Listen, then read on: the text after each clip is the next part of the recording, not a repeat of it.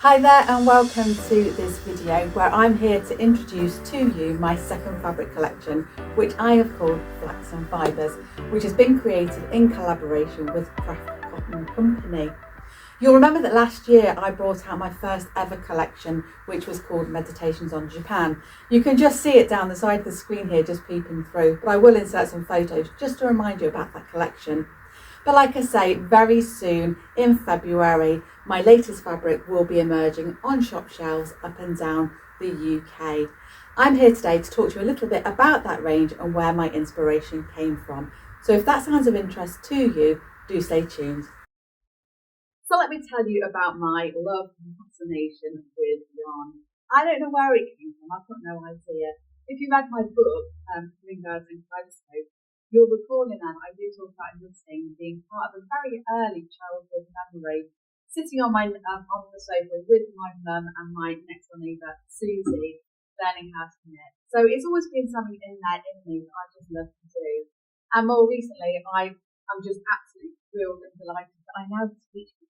So that to me is like the pinnacle of success in my own world, because I never thought I wanted to knit. So perhaps, but not knitting. But here I am knitting, and the person that's right behind the other side of the camera, Donna, she's marvellous. She's gone from I cannot knit a few months ago to 7 pairs of socks, some amazing gloves, and on and on. So I can knit and I can teach people to knit. So I'm here to talk to you a little bit more in depth about where this fascination with fibre comes from.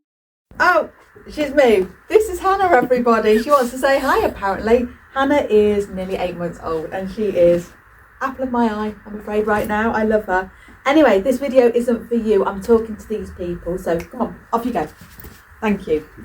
We'll see how this goes.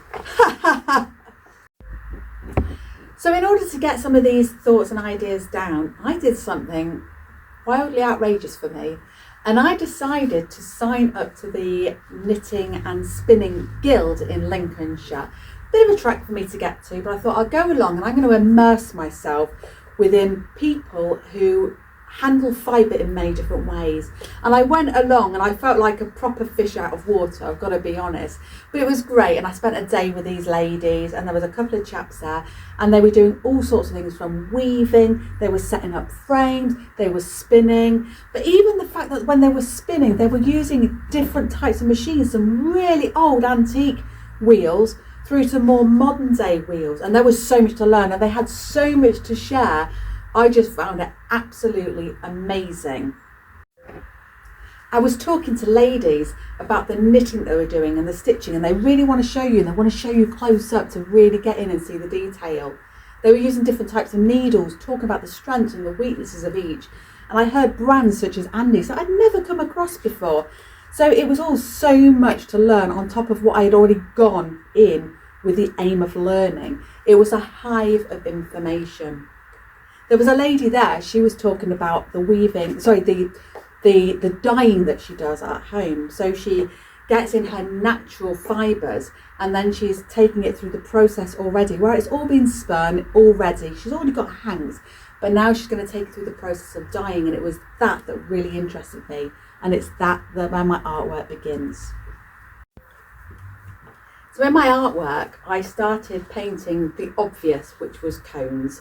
I love to knit from a cone.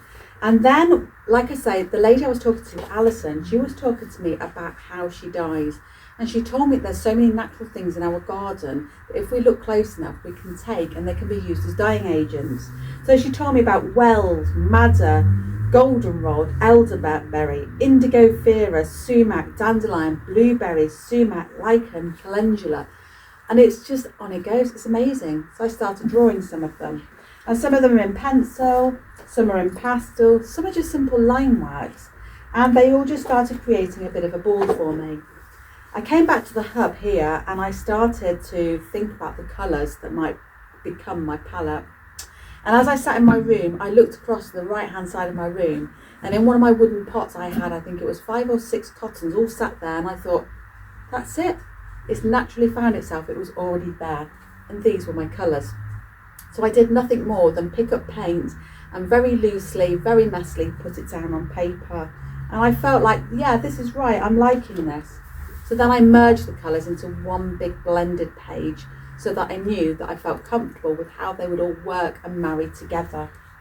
I started working with the details that I was seeing in the spinning wheel, in the stitches of the things that I was knitting. I looked at the plants close up and I created the effects that were emerging, and I looked and thought about what they might look like on repeat or in different colourways. I looked at the indigo plant, one that I thought was really interesting, and you can see that here I've started painting and then I went down to simple brush strokes, laying colour one on top of another. The detail of the plant didn't really matter, it was more about the texture that it was creating and the patterning that created interest to me. And here we are again, just those colours put down as you might see in a knitted garment. And on it goes. And I really enjoyed this process. And I realised very quickly that this collection was going to be much more around texture and patterning rather than landscapes and images. But I thought it was really important that I had one. And that's where this one comes from. And this, I will show you later on, became the most stunning fabric that just encapsulates everything when I imagine my field full of sheep.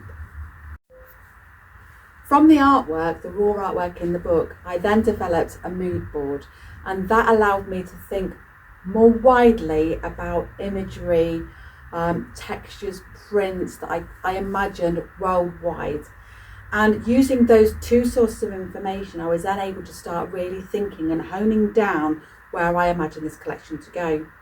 I developed 5 fabrics in total, and those collections went off to Craft Cotton Company for them to look at and consider, did they want to accept this as their next collection from me.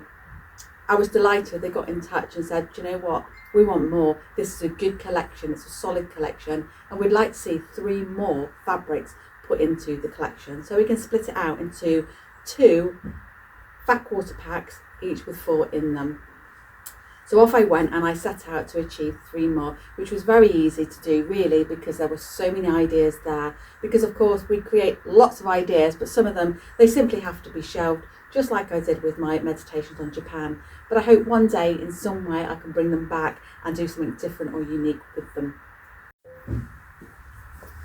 So the next part of the process is that I received strike-off fabrics, where they've started doing some printing out at manufacture, and they come to me to look at, along with Craft Cotton Company, to say, do you want to make any variances to that at all? And this is just some of those little pieces of fabric that I've just populated here to give you a bit of an idea.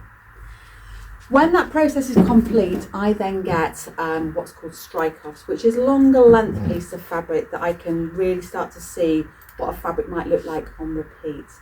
I've only had some small amounts so far, but my mum kindly took it away, and actually she made a cushion for me. I'm going to bring this in closer to you, and so you can start seeing that what we've got, and I can talk to it.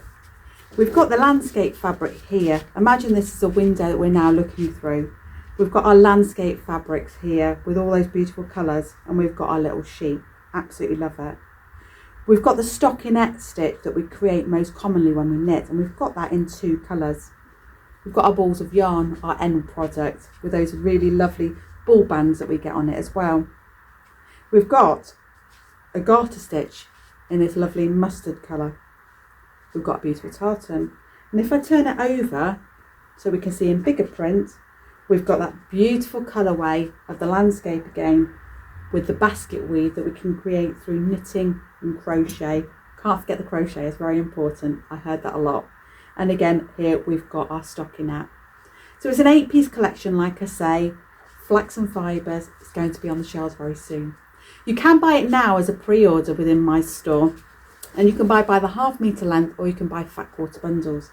There's also a bag panel that you can buy, so if you fancy making yourself a cute little bag, then we can send that out to you. It's got all the instructions on there, and you can just pop a little pocket inside, and you can get a lovely piece of this big fabric to carry around your knitting or your crochet or whatever it is that you like to do in your spare time, if you too are passionate about wool and yarn just like I am.